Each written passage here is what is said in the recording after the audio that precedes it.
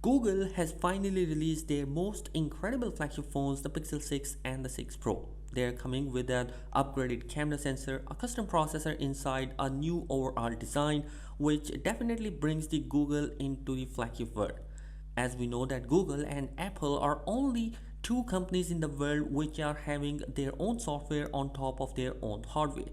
So this makes me wonder how the best of the Google Pixel compete with the super awesome iPhone 13 Pro Max. So in this video we are going to make a comparison between both of them.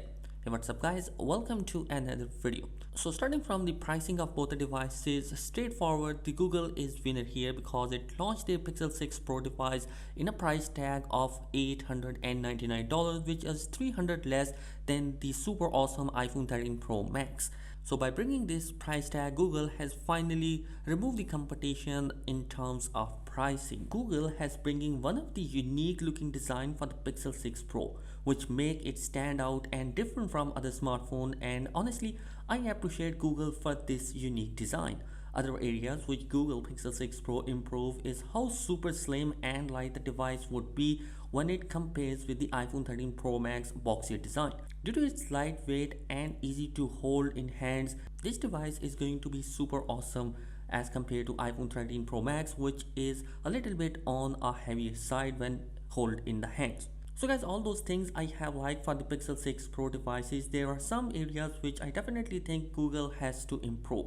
One of them is obviously going to be the glass back, which Google has introduced in their Pixel 6 Pro, and I think that once it's a great thing, but on the other hand there are going to be some major problems that you can face, and without case you cannot solve it. And the number one is the fingerprint smudges. This is the only device in 2021 which I recommend to you to definitely use the case on the back, because this is looking pretty much bad when we have fingerprints smudges all around on the back side. So when we compare it with the iPhone 13 Pro Max matte finish, it's definitely going to be one of the finishes which I honestly like. Its matte finish not only removes the fingerprint smudges but also bring an overall great look and design. Also the boxier design is going to be a little bit great in terms of holding the device as compared to the glossy look which may sometimes got the device slippery. And you guys, moving forward towards the front side of the device, we have a super impressive punch hole design in the Pixel 6 Pro, while the iPhone 13 Pro Max have a smaller notch which may be annoying for some people, but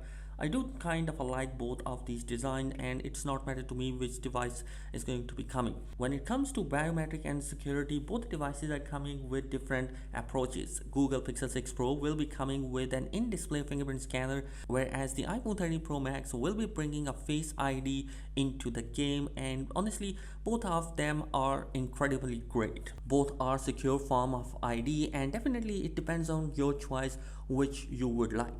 Both are coming with a super 120Hz OLED panel with an LTPO display, which definitely helps to improve the battery. Also both are using the IP68 water and dust resistance. Talking about the batteries, both are rocking a 5000 milliamp of a battery cell inside.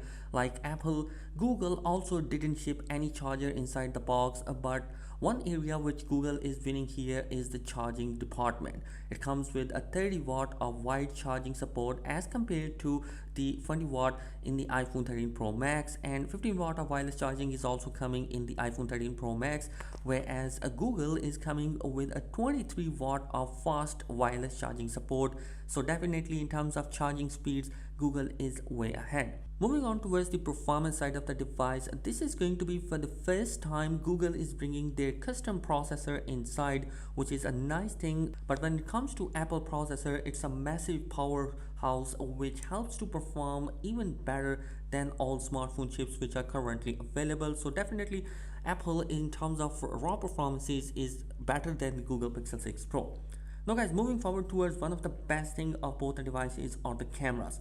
Well, both have incredibly awesome cameras. Google has an edge by having a 50 megapixel of a main sensor, 12 megapixel ultra wide, and a 48 megapixel of a telephoto lens, while Apple has a 12 megapixel main, ultra wide, and telephoto cameras. And when it comes to the photos, Google is best in the class, as we have seen in all the Google Pixels devices that has been previously launched. So we can expect that there is going to be a better quality of images this time around because a new sensor has been introduced.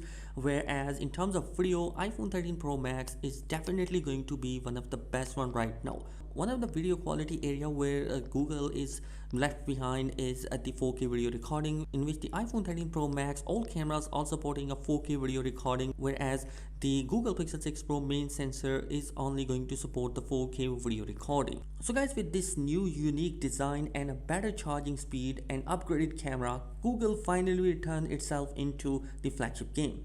While a raw performance, power in the processor, and a better video quality of Apple's iPhone 13 Pro Max. So guys, there you have it. These are my thoughts. Let me know your thoughts in the comment section below. What do you think about these devices? Thanks for watching. Subscribe to the channel if you're new here. Peace.